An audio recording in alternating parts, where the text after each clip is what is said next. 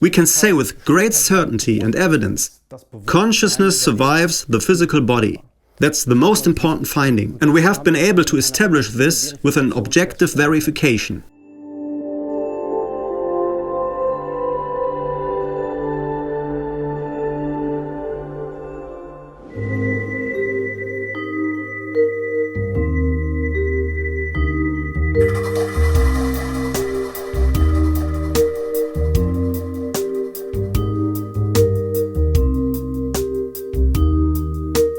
Herr Lazar, Sie haben Medizin studiert. You studied medicine, you're a professor of IT at FOM University in Düsseldorf, but in more recent times, you've been involved in a completely different field.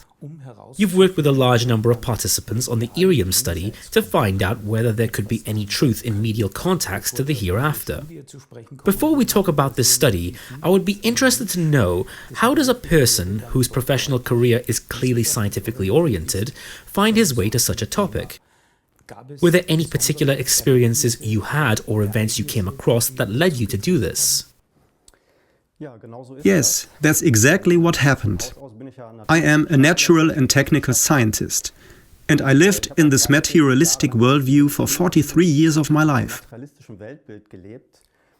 But then there was a central event that turned everything I had learned so far upside down. During my medical studies, I was a lot involved in natural sciences. Especially during the first years of my degree, I learned a lot about biology, physics, chemistry, biochemistry and physiology. Of course, these are wonderful sciences that have flourished over years, decades, even centuries. And the findings have been collected by PhD professors in scientific methodology. Why should one ever question these things that one learns in school or university? And in the same way, it was never an issue for me to deal with spirituality. I never rejected spirituality. There are scientists who actively reject it. But that was never the case with me. It was just never an issue for me. But then, in 2017, there was an event that, as I said, turned everything upside down. I was driving my daughter to school on that 9th of October 2017. She was in 8th grade of the German school system, so she was 13 years old. And on the way to school, we witnessed an accident. There was a large concrete mixing truck that turned right and ran over a female bicyclist. Unfortunately, these types of accidents happen quite frequently because truck drivers often miss cyclists due to a blind spot. And you saw the whole accident just in front of your eyes?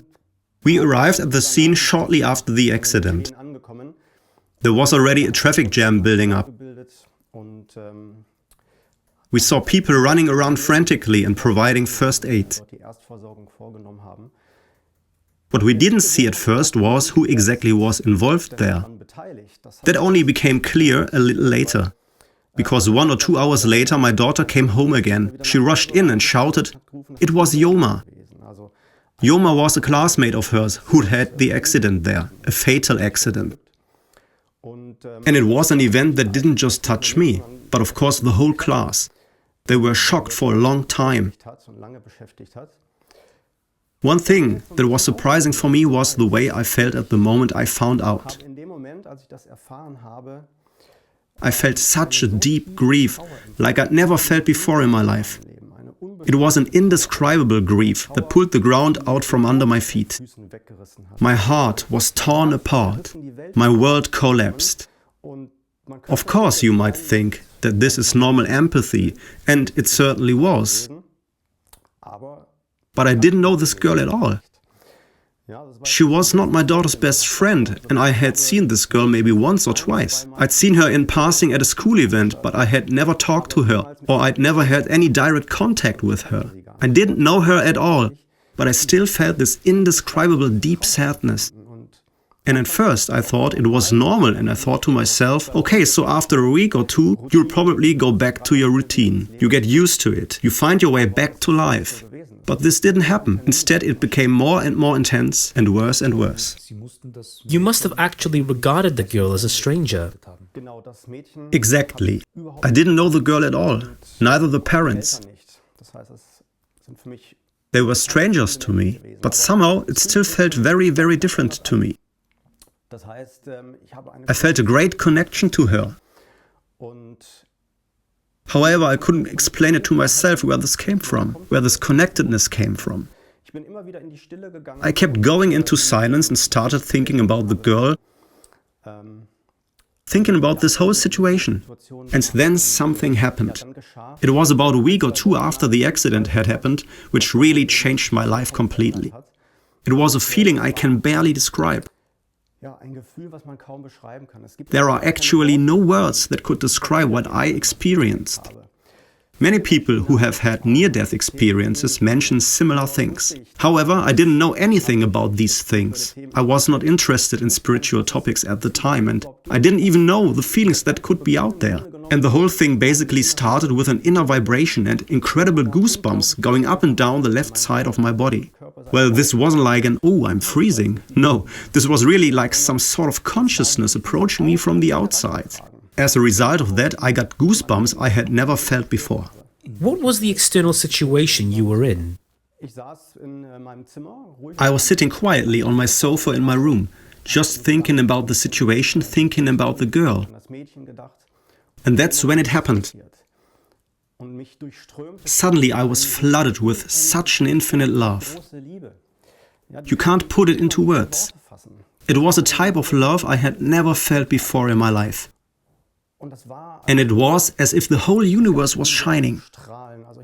I felt light, but it was pleasant. It wasn't something that I needed to question in any way, because it came to me in such a genuineness and in such a pithiness, I'd never have to question it either.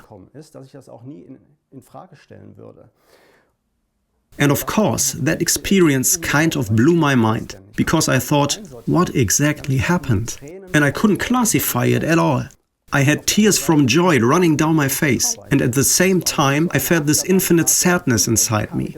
It was like a roller coaster ride of emotions. How did I suddenly go from this great sorrow to this infinite love? And how could you explain that?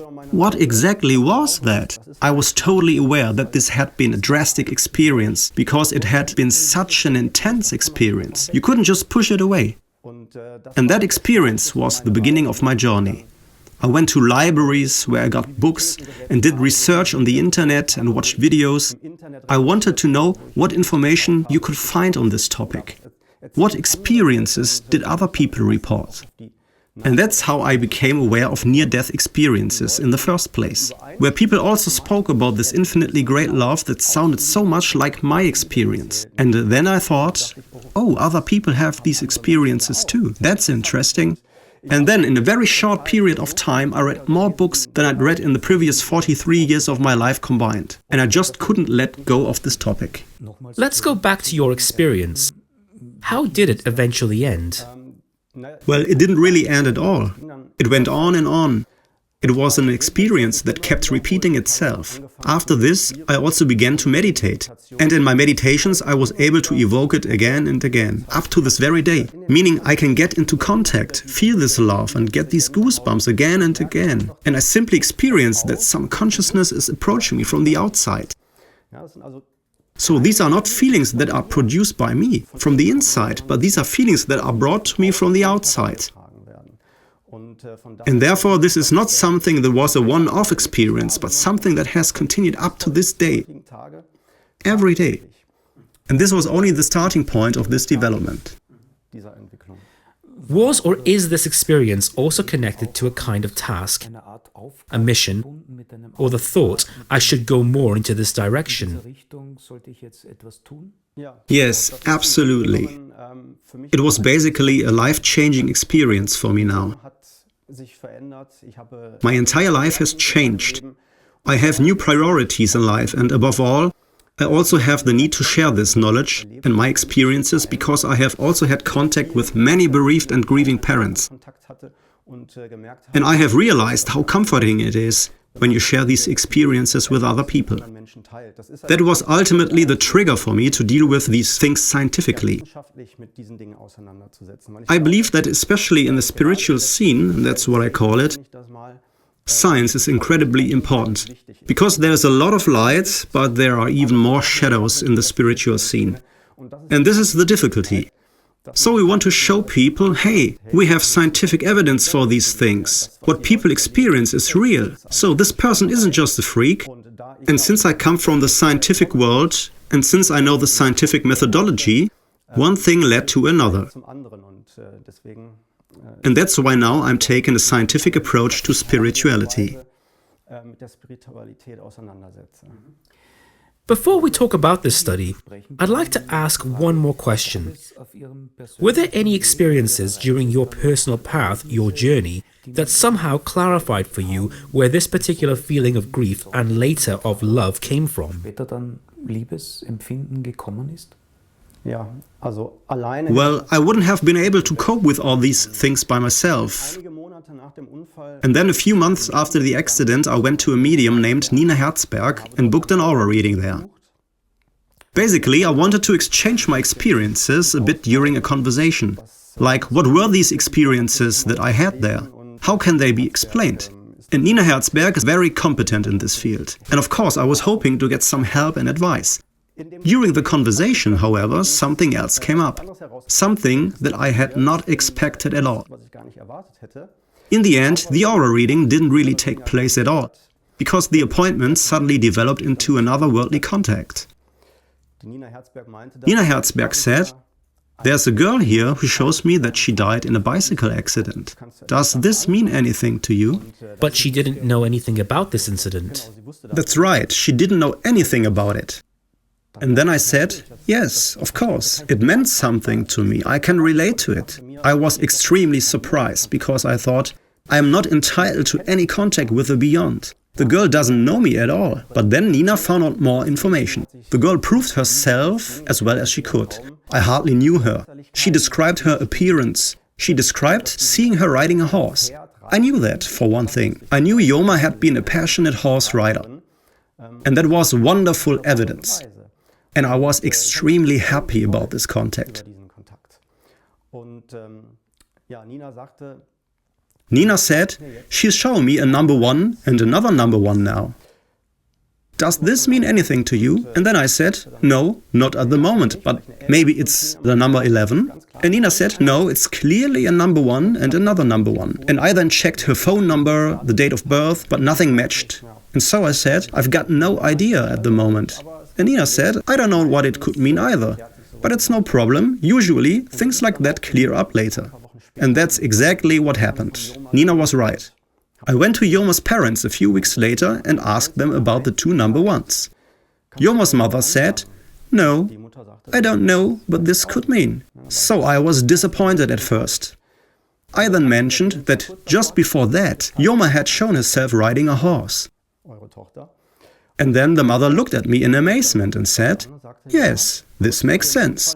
Just before her accident, she won first prize twice in an equestrian tournament. That was an indescribable moment for me, because that was a piece of information that neither the medium nor I had known about. So where should this piece of information have come from? And to me that was already evidential proof that there must be more to the whole story. So based on your visit to the medium, you then went to the girl's parents. Yes, that's right. I actively contacted the parents, so to speak, even though I didn't know them either. But it was simply an inner impulse. And the deceased girl had also expressed the wish that I should visit her parents. I then felt a bit like a contact person, as somebody who might be able to re-establish contact between Yoma and her parents. However, I received another very, very important piece of information from Nina Herzberg.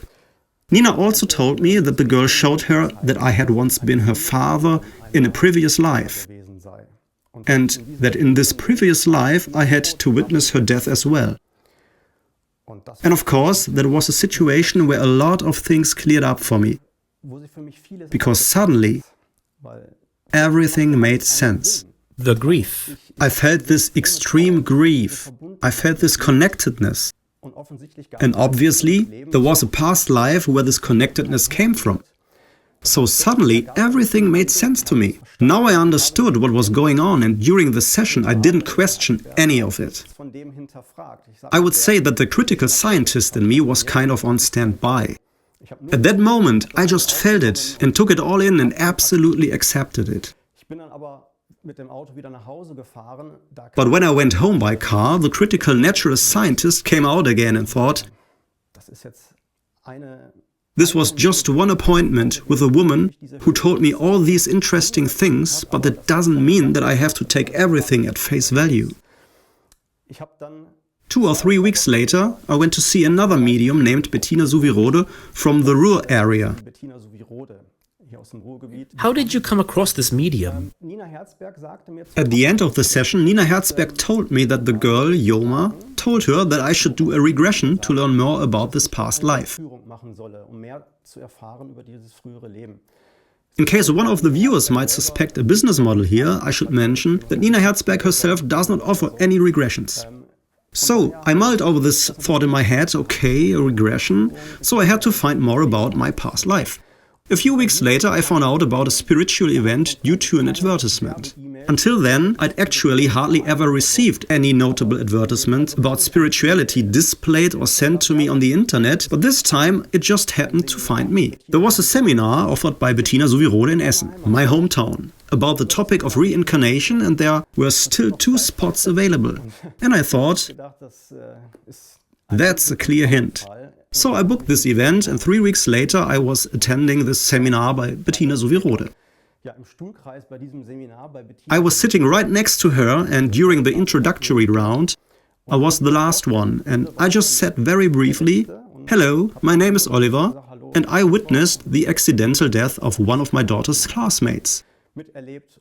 And at that moment, Bettina already interrupted me and said, "Yes, and the girl is here. And the girl says that in a previous life you were once her father and that you also lost her in that life. But in your current life you should not experience that again." And then I was speechless, because suddenly here was a second woman who was a complete stranger to me, telling me exactly the same specific story. On the one hand, Nina Herzberg, and on the other hand, Bettina-Suvi Rode. They were media who didn't know each other. They definitely didn't know each other. I can say that with certainty, because I know Bettina-Suvi Rode very well now. After all, we also launched the EREAMS study together, and I know for certain that Nina Herzberg and Bettina do not know each other. They have heard of each other by name, but they've never spoken to each other. That means there was definitely no prefixed arrangement. So I was told the same highly specific story twice. And then there was more evidence. Bettina could tell me incredible details about the accident. And how could she have researched that?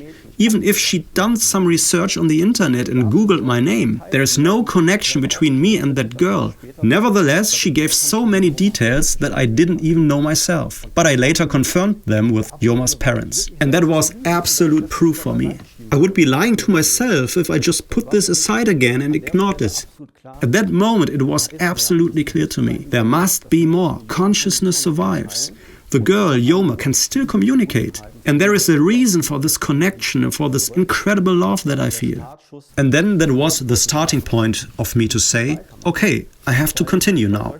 Above all, I'd also met many other grieving people at such spiritual events. And when you see how comforting it is for those people to experience such an authentic contact with the beyond, then it is unbelievable, incredible, indescribable. You can't explain what happens at those meetings with our materialistic worldview.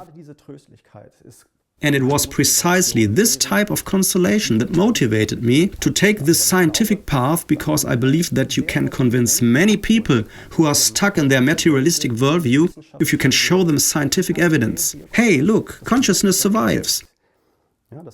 So it's just not some mad idea. We have scientific evidence. And that's why I'm sure that you can convince many skeptics this way. Let's talk about the study now, please. What approach did you take? What you did was actually something of a pioneering work by today's standards. Yes, there have been done already a few studies, but not many. Such studies aren't necessarily published in scientific journals, but are more or less published in books or on the internet. But there have been done some studies that can be taken seriously. Some of them were done 100 years ago or longer. There was even a doctoral thesis that dealt with this in the 1930s. And the scale that we are dealing with here in our EREAMS study is an absolute novelty, because we worked with 243 participants, at least in the first survey of our study. Later on, we decided to continue the study, and we started the second survey a few months ago, and would like to turn it into a kind of long-term study. What does the name EREAMS mean? It's an acronym for Empirical Research of the Effectiveness and Authenticity of Messages from Spirit. It's got to do with my days at Fraunhofer. When I worked at Fraunhofer Institute, every scientific project had such an acronym. And I just continued this approach with our study. During this study, we worked with a team of 4. It all started with Bettina-Suvi Rode and me. The two of us are the initiators of this study, so to speak. On the one hand, we have the media expertise, and on the other hand, we have the scientific expertise. And we thought about who else we could ask to be part of the study, and we brought in a second medium named Tanja Schlömer from Bottrop. Bettina-Suvi Rode is from Dortmund, I'm from Essen, which more or less means that we are some kind of a Ruhr area team. But another very important person that joined us was a psychotherapist named Katrin Stephan from Tübingen. We brought her in because it was also incredibly important to have a psychological expert to be part of our study. So let's talk about the study design. We basically used the normal sessions that were booked with the media to analyze the experiences with a questionnaire later on. In other words, we used the scientific methodology of a questionnaire. So we got the consent from the people who went to the sessions. We didn't interview them immediately after the appointment, but waited 3 to 4 weeks before we sent out the questionnaire. Why did we do that? Well, right after a session it can happen that you're very euphoric and that you might tick in the questionnaire, very good, very good, very good, and say that everything was wonderful. But later on they reflect on all these things and might realize, oh, this could have been researched too, or the attendees might doubt something afterwards. We wanted to get an authentic picture. That's why we waited. And above all, the most important thing was that we wanted to get messages like the message with the 2 number 1s. These are messages that neither the medium nor the client can verify directly. This means that you may have to do some research and see whether things have really happened, whether they are true. And that's why we waited 3 to 4 weeks. That wasn't always enough. There were also some people who would write in the comments section, so far we haven't been able to verify this. So I assume that after some time, this proportion of verifiable messages increased. But in those first 3 to 4 weeks, we also got incredible evidence pointing towards that. In other words, we gathered over 82 people who reported that they received messages that weren't directly verifiable but proved to be true afterwards. Would you share an example or two with us? Yes, for example, we've had a woman who received contact with her deceased mother during a session. And the mother got the message through that she was pregnant once and lost a child. The daughter hadn't known that, so she hadn't known that her mother had lost a child once. She then asked her sister-in-law about that, who confirmed it and said, "Yes, that's true, but she never told you that." Another mother had lost her son. And in one of the sessions, she talked about how she got the following information. Your son's jacket was on the railing of a bridge. The mother hadn't heard of that either, but she was able to do some research about it afterwards because she called the police and talked to the commissioner in charge, who was investigating the case about her deceased son. And the inspector confirmed it and said, "We found your son's jacket on the railing of the bridge." Those were just 2 examples. You can find many more of them in my book. And these are, in my opinion, the strongest aspects of this study, because you just couldn't explain this with, for example, code reading, research, or any psychological tricks. Not even with telepathy between the medium and the bereaved, because the information was not even known to the bereaved. So who should have been the originator of this information, if not the deceased person?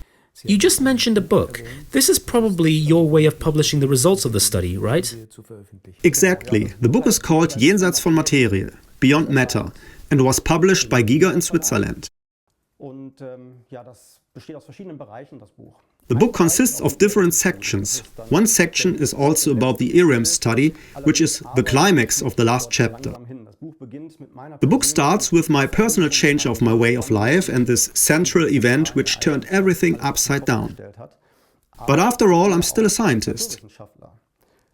So, on the one hand, there's the natural sciences, and on the other hand, there's spirituality. How can I bring the two together? That's a big part of my book, where I try to merge the findings of materialistic natural science with spirituality. How can you combine the two? Where are the intersections? For example, I look at things like, what is matter? What are we made of? If you break this down into the smallest detail, then you find that matter is actually not material at all. Actually, there's no matter at all. People from the esoteric scene like to say, we are pure energy. But this isn't just wishful thinking of the esotericism, this is physically proven. We are pure energy because if we go further and further into our atoms, into the atomic nuclei, we get to the up and down quarks and the gluons, which hold them together. These are ultimately the smallest parts that are present in our neutrons and protons, and that is where the entire mass of the atom would have to be.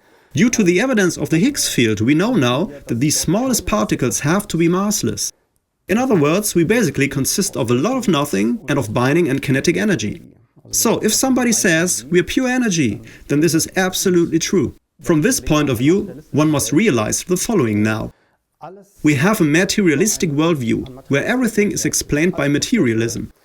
All processes, even our love, our moral feelings, everything is supposed to be ultimate due to materialistic processes. And when you realize then that matter doesn't actually exist, then maybe the spiritual world opens up to you a little easier. Further on, I looked at how life did originally come into existence. Abiogenesis, which is chemical evolution, and then biological evolution happened. How did the species come into existence? What about our DNA? What about the information in our DNA? What is the origin of information? Among other things, I am also dealing with brain research. Because currently it is ultimately said that the feelings we experience originate in the brain or have endocrinological causes. But is this really the case? Is it really based on that? I've examined all these things in detail and simply looked at different scenarios, different aspects of science, of philosophy, of spirituality. In doing so, I've asked myself the question, where do I find the best arguments? Because this is the most important and decisive factor. So my point is not to claim that spirituality is good and science is bad. It's not like that. For me, it simply means that I want to find the truth and the best arguments, and that's the direction you have to go.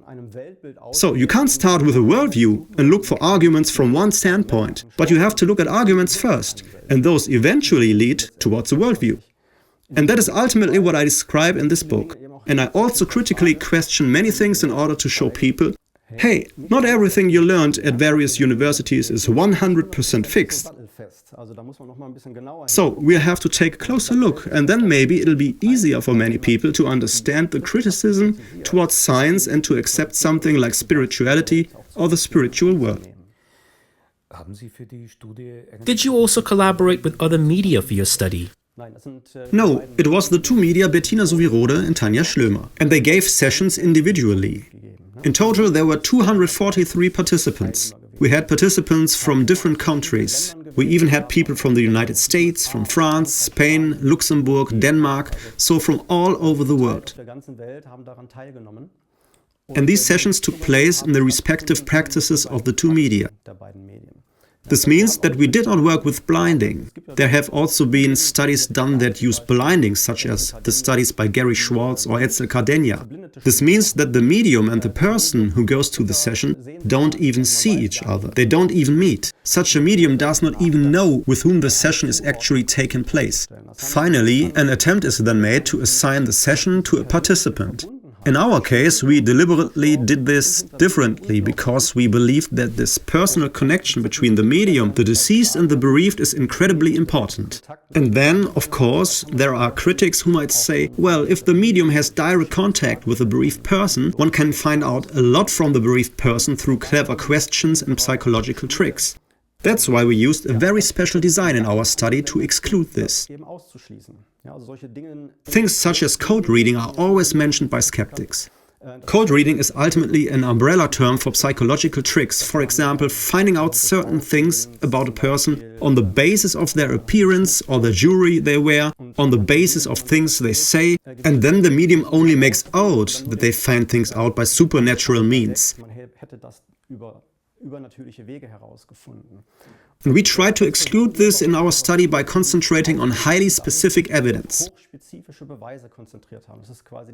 The main research questions were: is this message really authentic? Does it really come from the deceased? Highly specific means that it couldn't be researchable information. If you have a secret with a deceased that no one else could know of, which wouldn't be researchable on the internet in any way. So this would be something we'd focus on. I'd like to give you an example here. A mother who lost her daughter went to one of our mediums for a session, and then the medium said the following: "Your daughter is showing me a rabbit and a fish right now." And the mother then wrote in the comments section of the questionnaire, "That's right, my daughter had a rabbit and a fish as pets." And she continued, "You can't guess something like that. How many kids have a rabbit and a fish as pets?"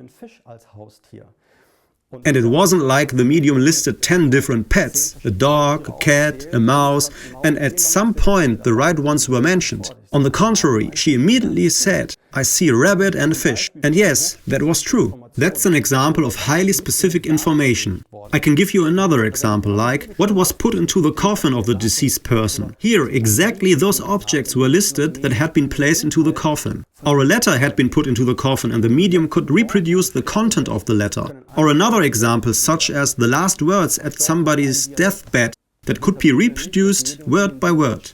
The deceased would speak in a certain dialect the bereaved would not speak, and the medium could speak in that dialect, or would have a speech defect.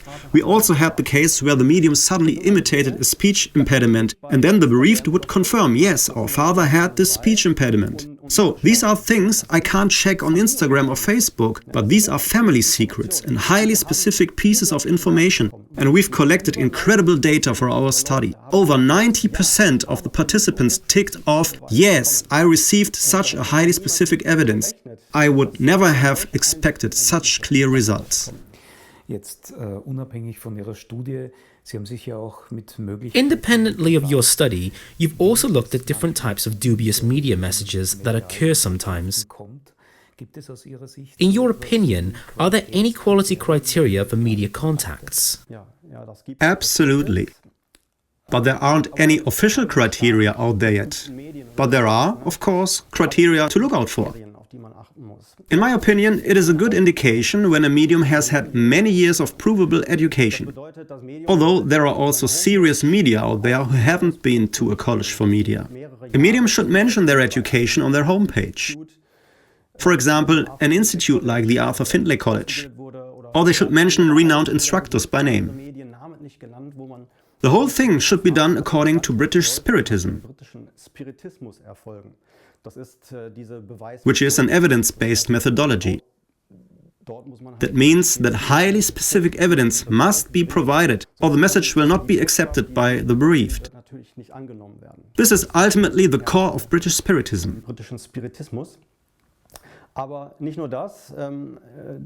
The registration process is also always a very good indication. If I call the medium and say, "I'd really like to get an appointment," and they say, "Yeah, it's okay, you can come tomorrow at 1 p.m. That's usually not a good sign, because good media are on high demand.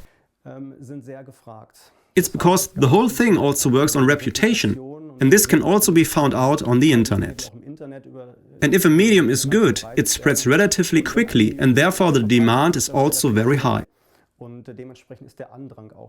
Thus, a certain waiting time or a professional registration procedure for an appointment are also very good indications for a serious medium. There is, for example, also the SNU, which stands for Spiritualists National Union, which awards certificates. Ultimately, this is an organization that has been active in the UK for a very long time and also trains people professionally. Having this training can be an indication that the medium is good, but it's not a must. There are many excellent media that don't have this SNU certificate and still do excellent work. Would you be able to name typical statements from media that would make you skeptical? Yes, when the medium makes promises and says, "I can definitely make contact." This is already a bad sign because there are always situations where no contact can be made. The medium might have a bad day, or maybe the deceased also does not really want to make contact, or it is the wrong timing. Thus, a medium should always offer a money-back guarantee. This is also very, very important. If something does not work after a few minutes, the conversation can be actively cancelled by both sides, and then nothing has to be paid. Of course, critics often write or say that this is just a money-making scheme. But if a money-back guarantee is offered, you definitely don't need to be concerned. In summary, what are the main findings of your study? In the end, the most important findings deal with the two main research questions, namely authenticity and comfort. Those are the two most important things we looked at. We can say with great certainty and evidence, consciousness survives the physical body. That's the most important finding. And we have been able to establish this with an objective verification. That means that we didn't just ask 20 people and concluded, yes, okay, that could possibly be true. No, it wasn't like that. We interviewed 243 people in this study, which is an impressive number, and that of course provides a certain amount of evidence. We used an empirical scientific method, and the highly specific pieces of evidence were objectively verified. That's a completely new level of quality that we've got here. Now let's take a look at the comfort side of the study. You have to envision that we were also dealing with people who were severely grieving, with parents who had lost their children. And anyone who has ever had to deal with such people knows that there is nothing in the world that could comfort these people. Nothing. Absolutely nothing. And when these people tick the top box of the questionnaire and say, "That was very comforting," then this has a certain significance. This is really something special then. Critics often say, yes, well, the parents who have lost their child want to be comforted. They want to receive messages. It's obvious that they tick the box at the top. But that's not true. And that's what our psychotherapist, who has been working with these people for over 20 years, said. She knows exactly what these people feel and think. She says that there is no one more critical than parents who have lost a child. You can't just come and say, "Your child is here, he says he loves you," and then the parents would say, "Oh, that was comforting." No, they only say that it was comforting if it was authentic, if you can really prove that the child is still here. These people really want to know, is my child still here or is the deceased still here? They don't want to be fooled or fool themselves.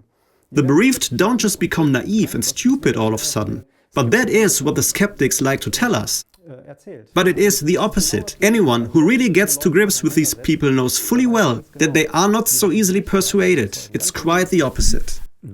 Regarding the topic of comfort, do you also have figures on this? What did your study specifically show here? The box at the top was ticked by 82% of the participants. That means 82% of the people said that the session was very comforting. And another 14% said that it was still a little comforting. So if you add this up, 96% of the people said that it was comforting for them. And if you compare this with what conventional medicine can possibly achieve, then you have to say that such an authentic contact with the beyond has incredible power. I think the best way to deal with and treat mourners is a combination of conventional medicine, grief counseling, and otherworldly contacts. We'd almost have to reproach ourselves if we didn't offer an afterlife contact to bereaved people when we see how comforting the whole thing is for them. Communication with the deceased. What is your impression? Do deceased people usually want to communicate? Definitely. They absolutely want to communicate. It is the most important way of passing on evidence. So, a deceased person wants to pass on evidence to make sure the bereaved also knows that the deceased person is really there. That is always the first thing. If the deceased is able to prove her or himself, then also other issues come up.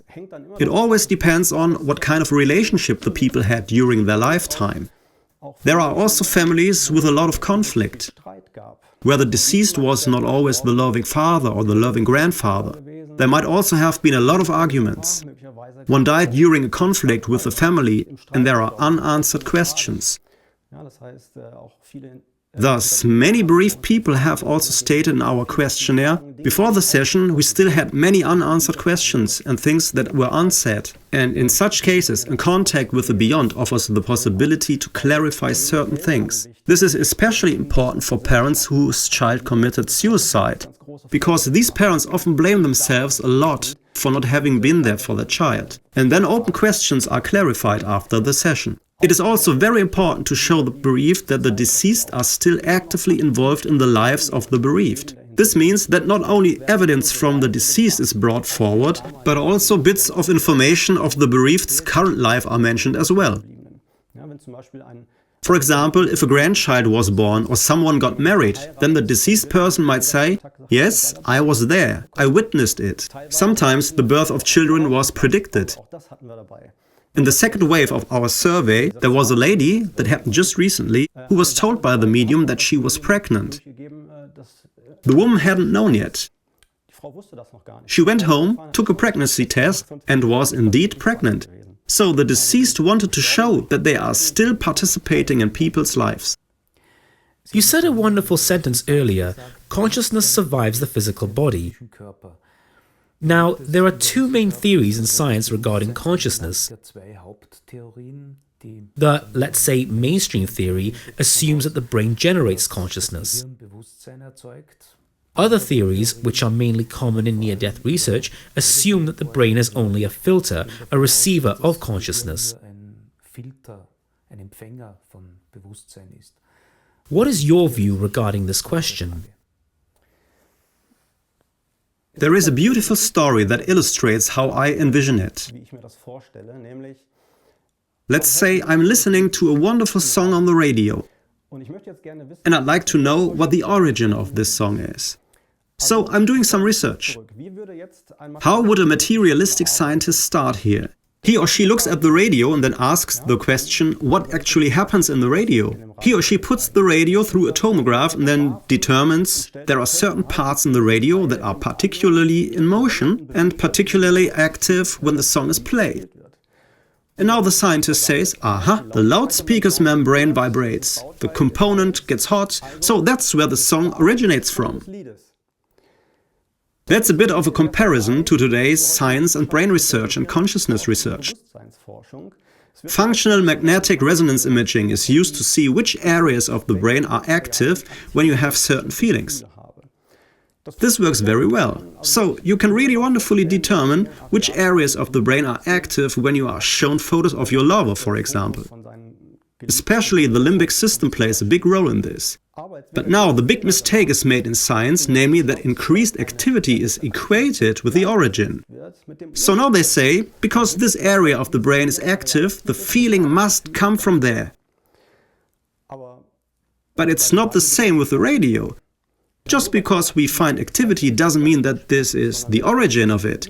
But if we trace it back, I realize, aha, there's a radio station somewhere that broadcasts this. And if I go further, I find the composer who wrote this song. So whenever I trace the whole thing back, I'll never get to a material process, and I'll never get to matter. When I trace it back to the origin, I'll always find a creative spirit. And that is what our science completely ignores. Thus, our science stops at the cell wall and doesn't understand that there are other dimensions, other realities beyond that. If we take all the information and insights on this topic, summarized from your point of view, what happens when you die? What is the meaning of life? Have you developed something like an overall picture? Yes, in my opinion, we live this life in order to grow. In other words, there are also many people who experience a lot of suffering in their life. Skeptics and critics keep saying, how can there be such misery and pain in this world if there is a God? But I believe that from a spiritual point of view, one should not make such a distinction between good and evil. Positive and negative experiences in a life are equally good for the growth of the soul. It's the reason why we are here, because we can obviously not achieve certain developments as a spirit, as a soul in the spiritual world, and have to incarnate in this materialistic dual world. It's so we also learn what suffering means, what loss means, what it means to be disabled, what it means to mourn. Obviously, I cannot have all these experiences as a pure soul. I was allowed to have a little taste of the spiritual world, and my feeling is that we only feel connectedness and love there. And if we only know connection, love and light, then it is difficult to appreciate this as such. But when you have experienced suffering, then you can perceive this feeling of love and connection in a completely different way. Would you say that the form of light, love and connectedness you experienced is your and our spiritual home? Yes, absolutely. I also described it as my home in my book. Meaning, as soon as I connect, I have the feeling that I'm at home. That's actually where I'm at home.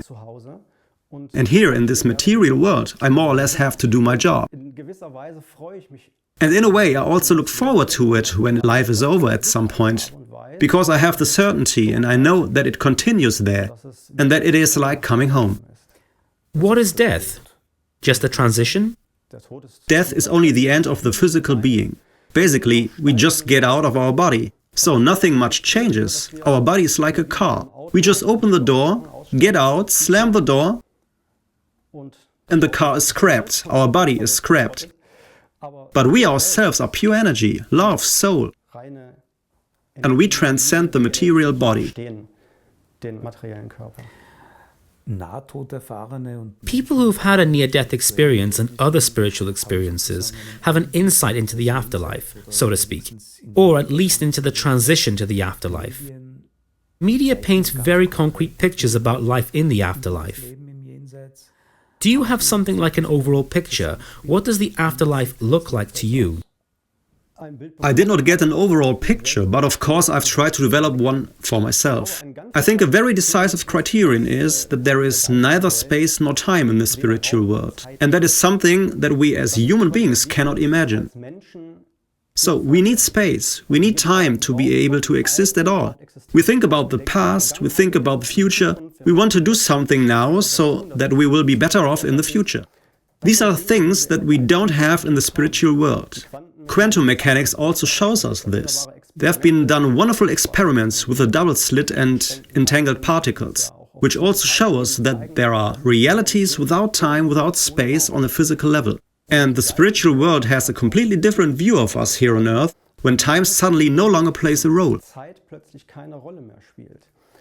But it will be incredibly difficult for us humans to grasp the spiritual world and to be able to describe it.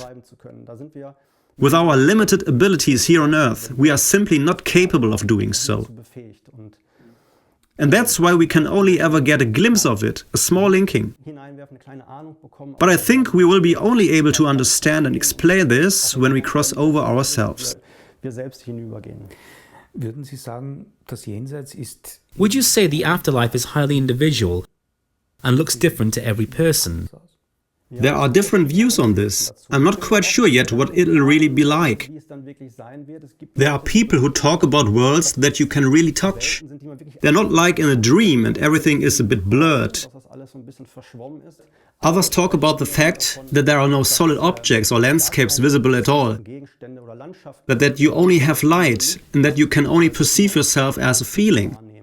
I think in the end, we'll have to wait until we all die, so we'll experience it ourselves.